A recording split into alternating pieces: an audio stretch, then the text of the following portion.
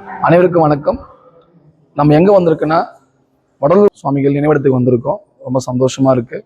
நம்ம நிறைய கோயிலுக்கு போனால் கூட இந்த சந்தோஷம் கிடைக்காது. ஏன்னா அப்படியாப்பட்ட ஒரு இடத்துக்கு வந்திருக்கோம். இங்கே வந்து பார்த்தீங்கன்னா எப்போவுமே வந்து பசிசாரங்களுக்கு அன்னதானம் போட ஒரு முக்கியமான இடமாக இருக்குது. வரலாறு சுவாமிகள் நிறைய நம்மளுக்கு போதனை சொல்லியிருக்காங்க. அதில் முக்கியமாக பார்த்தீங்கன்னா பசித்தருக்கு உணவு அளிக்கணும்னு ஒரு முக்கியமான விஷயம். அப்படியாப்பட்ட இடத்துல பார்த்தீங்கன்னா இங்கே எப்போவுமே வந்து உணவு வந்து வழங்கிட்டே இருக்காங்க எல்லாருக்குமே. அந்த இதில் நாங்களும் இப்போ சாப்பிட்டு வந்தோம். ரொம்ப சந்தோஷமா இருக்கு. அருட்பெருஞ்சோதி அருட்பெருஞ்சோதி தனிப்பெருங்கருணை அருட்பெருஞ்சோதி என்ற மிகப்பெரிய ஒரு வாக்கியத்தை நம்ம கொடுத்துருக்காரு. வல்லராஜ சுவாமி இங்கே மட்டும் இல்லை, நம்ம எல்லா இடத்துலையுமே அவருக்கான கோவில் இருக்கு.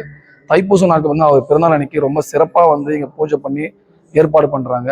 அப்படிப்பட்டனால நான் எங்கள் பிள்ளைங்க கூட வந்து இந்த வல்லராஜ இடத்த சுவாமி காணணும்னு ரொம்ப ஆசைப்பட்டேன்.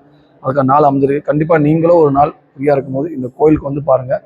வல்லராவோட நினைவிடத்தில் வந்து கொஞ்ச நேரம் தியானம் பண்ணிங்கன்னா மனசுக்கு ஒரு சந்தோஷமாக இருக்கும். அவர் வந்து திருவருட்பா நிறைய சொல்லியிருக்காரு. அந்த புத்தகத்தை வாங்கி படிங்க. உங்கள் மனசுக்கு நிறைவாக இருக்கும். நிறைய விஷயம் தெரிஞ்சுக்கலாம்.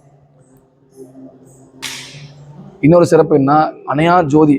இன்று வரையும் பார்த்தோம்னா ஜோதி வந்து அழியாமல் எரிஞ்சுக்கிட்டே இருக்குங்க. அது வந்து இங்கே ஜோதி ஆகட்டும், நம்ம உணவு கூடத்தில் இருக்க அடுப்பாகட்டும் தொடர்ந்து எரிஞ்சிக்கிட்டே இருக்குது. அப்புறம் பார்த்தீங்கன்னா சுவாமிக்கு பார்த்தீங்கன்னா சிறப்பாக வந்தோன்னா மகர ஜோதி காட்டுவாங்க. அது ரொம்ப சிறப்பாக இருக்கும்.